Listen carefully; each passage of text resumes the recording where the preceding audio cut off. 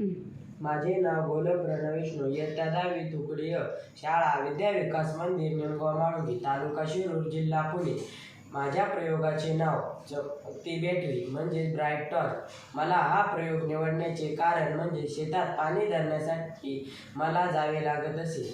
पाणी धरायला जाताना मला मोबाईल संगी न्यावा लागत होता व मोबाईल पाण्यात पडण्याच्या भीतीमुळे तसेच सापांसारख्या विषारी प्राण्यांच्या भीतीमुळे मला हा प्रयोग करण्याची गरज भासली.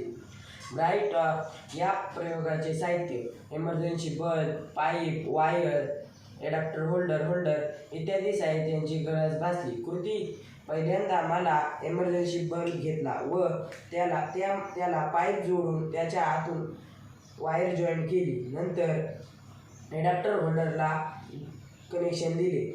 ह्या होल्डरने ती लाईट लागते